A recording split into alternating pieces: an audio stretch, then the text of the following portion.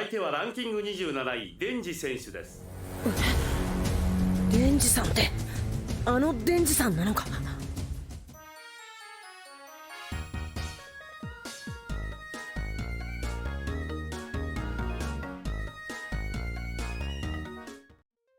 Hey everyone, it's Mark. This is my recap for Pokémon Journeys episode 76, Full Power, the Alola Deserted Island Race. This was the 1161st episode of the Pokemon anime, and the first time Ash has been to Alola in 31 whole episodes.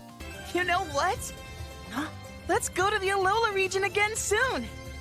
Okay, you got it! So much for going back again soon, huh guys? Anyways, that point aside, it was awesome for the anime to be back after a short break, and this episode gave us plenty to talk about, so let's break it all down. The episode starts with Go looking through his Pokedex, and while Suicune was there, Eternatus was not for some reason. I doubt this was an oversight since I think they got every other one of Go's Pokemon, but it seemed weird to me that Eternatus was not there as well, since it did get registered to his Pokedex in episode 45. Go wants to enter this Pokemon race that involves catching Pokemon in Alola, so he and Ash decide to enter it as a team. Once they are in Alola, Ash gets recognized pretty quickly by two other competitors who call him the Alola League champion. アローラリーグのチャンピオン。前にこっちの大会に出たんだ。その時優勝してさ。Bingo! By the way, I just realized that I've been saying bingo every single time something happens here, but we don't actually have bingo yet. It's just another tile getting checked off our bingo card. Regardless, I did not think Ash would be getting recognized as the Alola champion when I put this game together, so this was a shock to me when this was suddenly the big reveal. A lot of people were anticipating what Go's reaction would be to finding out that Ash was a champion, and he thinks it's pretty cool, but moves on pretty quickly. He asks Ash why he hadn't mentioned he was a champion, and just as I expected him to, Ash is like, oh yeah, I never brought that up, didn't I? Ash is very humble nowadays. This is why I thought he'd never get acknowledged as Alola's champion, since it's just not his personality to brag about stuff like that anymore. Long gone are the days of Ash pompously walking around exclaiming how great of a trainer he is, and instead, he doesn't like to talk about his accomplishments too much. So anyways, these guys introduce themselves as the Zenryuku brothers, and their big thing is that they are always going at full power. This is because their names in Japanese mean full power, because they're called Zen and Ryoku, the Zenryuku brothers. I wonder how they'll play that off in the dub. Before we can start the race, we've got the first of many returning characters in this episode. Anna, the TV hostess with the mostest that's always flying around in her Magnezone, was back and explains that the race is broken up into multiple segments and trainers have to go from one area to the next without just flying around in a Pokemon. There is also a catching component to this race, and in order to move on, trainers must catch the required— wait, is that Dawn? Alright, so the race is all set up and ready to go. The only characters we actually know in this race are Ash, Go, plus the Zenryuku brothers. Meanwhile, look who else made the trip to Alola. It's Team Rocket. They are trying to steal Pokemon like always, but they decide to go visit Mareanie and Mimikyu once their Team Rocket duties are finished. This episode introduced emails as a thing that Ash and Go get on their phones. I mean, I guess it's not necessarily emails. I'm just gonna run with that for now, though. The first email that they get tells them that their task is to catch an Alolan Geodude, and I guess I'll mention right now how much I enjoyed the concept of this catching race. I mean, Go literally didn't even hesitate. In one fluid motion, he instantly turns around and hurls a Pokeball at this Geodude. Go is such an expert at this. That was awesome. On their way to the next catching task, the Zenryuku brothers are leading the pack when they find that a boulder is in their way. But out of nowhere, Zen breaks out his Z Power Ring and calls for a Z move.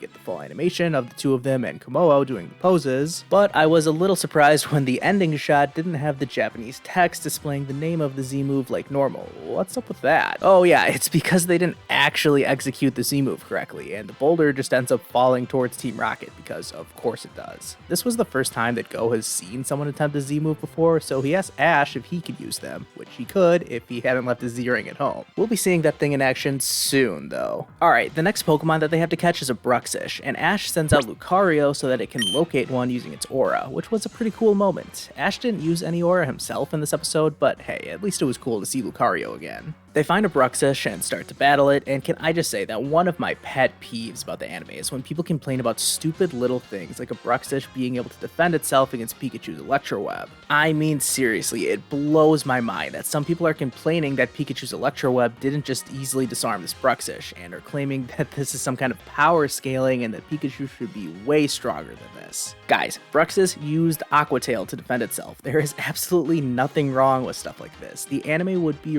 really boring if Pikachu just one-shot everything it came into contact with. I can understand people debating whether or not Dragonite should be as strong as it has been, or if Pikachu really should have been knocked out so quickly against B, but especially in instances like this where it wasn't even a formal battle, why do people complain about Pikachu not being strong enough?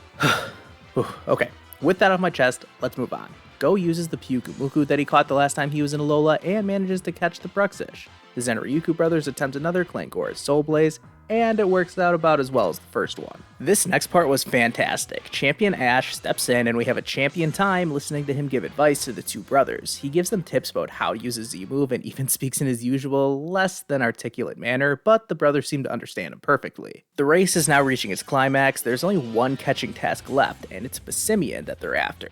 Pikachu gets a berry and sends it Ash's way, and he immediately knows that the best tactic here is to start playing catch, since he's got the experience of knowing how much Passimian loved to play catch. Of course, dub-only viewers didn't get to see the backstory to this in Sun and Moon, since Ash decided to put on blackface in that episode, which immediately got banned outside of Japan. Nice job, guys. They do manage to lure out some Passimian, but before they can catch one, Team Rocket make their appearance and trap all of the Pokemon under a net. They get a Vileplume and Tropius out from the Rocket Prize Master, and the Vileplume Sleep Powder puts everyone to sleep except Grookey, so Tropius just distracts it with one of the bananas that grows on its neck. This was actually the first time ever in the anime that we've seen the game mechanic of Grass-type Pokemon being immune to Spore and Powder moves. I didn't even realize that this was a thing since Generation 6. I better write that one down for a future daily fact of mine. Who else but the Zenryuku brothers come to save the day, all fired up to help their beloved champion, and here we go. This is how Clankora's Soul Blaze is meant to look.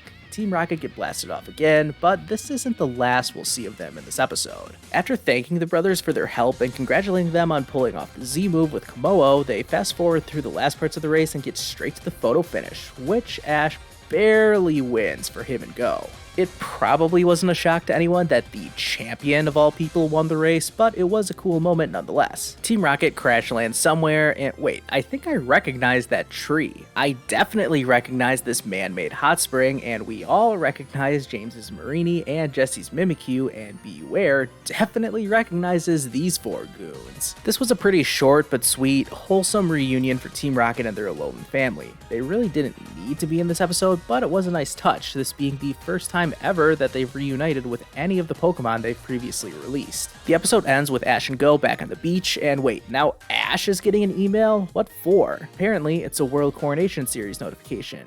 But it's to set up a battle a week from now, and it's against Volkner. Whoa, alright, there's a lot to unpack here. I'll get into that in a minute, but for now, this was one dramatic way to cap off a really fun episode, with the prospect of Ash's first Ultra Class battle looming, against Volkner of all people. I'm giving this episode an 8 out of 10 rating. Once again, we cannot check off the 10 out of 10 episode rating on our bingo card, but like I mentioned before, we did at least get the title of Ash being acknowledged as Alola's champion out of the way. I figured the only chance of that happening was when Ash would make it to the Masters 8 and the stadium announcer lists off all of a trainer's major accomplishments before a battle, so this was way earlier than I was ever expecting. But yeah, I'm giving this episode an 8. I mean, really, this was just a fun, enjoyable episode with the added bonus of the fan servicey elements like the Zenryuku brothers fanboying over Champion Ash, as well as the heartwarming Team Rocket Alola reunion. The plot of this episode was really solid though. Like I mentioned earlier, I really enjoyed the whole concept of this catching race. It allowed Ash and Go to really show off their expertise, including using a variety of their Pokemon, which we don't always get to see. Was it the most exciting thing ever to see Ash win a race against a bunch of nobodies? No, but the episode did give us plenty of other stuff to be excited about instead. Ash being a champion and mentoring young trainers was cool, albeit a little weird to have trainers that are looking up to him and calling him Satoshi-san like he's some kind of fully grown adult. Isn't it pretty likely that he and the Zenryuku brothers are actually the same age, since Ash is still 10 years old, the age that everyone is supposed to start their Pokemon journey? Anyways, how about that tease of Ash vs. Volkner at the end? I had a feeling that we might get some kind of tie-in between this episode and the next one, since it was impossible for even me to avoid the spoilers that Ash was going to battle Volkner with his Z-Ring. I thought that logically, it just made sense for that battle to get set up in this Alola episode. Ash and Go were even talking about how Ash could use Z-moves, and I think this turn of events is going to see Ash use his Z-Ring again, considering the circumstances. Speaking of this Ash vs. Volkner battle, it's happening a week from now for Ash, and it's also happening just 1 week from now in the real world, because this Ultra Class battle is happening in the very next episode. I honestly could make a whole nother video breaking down what could possibly happen now that we learn more about how the Ultra Class is going to work, but I will stick to some key points right now in order to keep this video somewhat concise. It seems like Ultra Class battles, which are between trainers ranked between 100th and 9th, are not just random challenges issued by trainers in the same class anymore. Ultra Class battles are scheduled ahead of time, presumably by the World Coronation Series itself. I don't know how they selected Ash vs. Volkner to happen, considering how Volkner is way higher ranked than Ash, being number 27 compared to Ash's number 99. Of course, we knew Ash was going to battle Volkner eventually after his silhouette showed up once Ash qualified for the Ultra Class, but this still feels a little random to me. The preview highlighted how Volkner is Sinnoh's strongest gym leader, and it looks like this will be a 3v3 battle.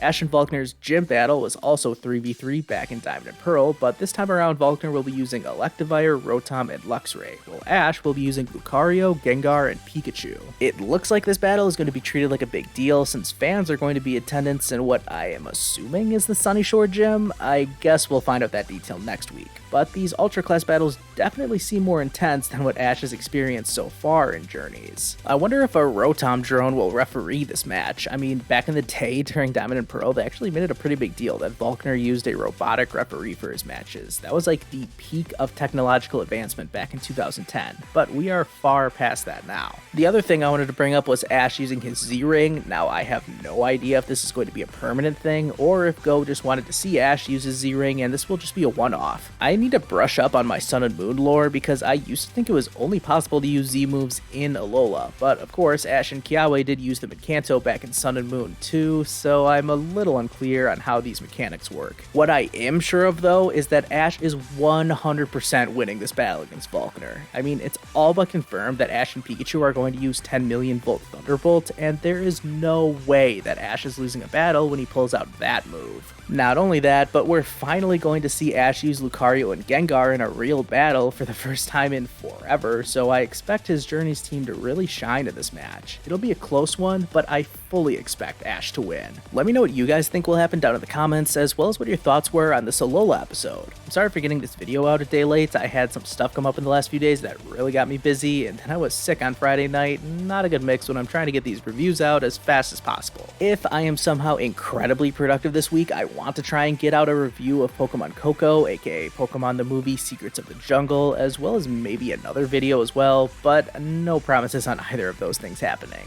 Make sure you leave a like on this video and subscribe if you haven't already, and thank you all so much for watching. I'll see you guys next time.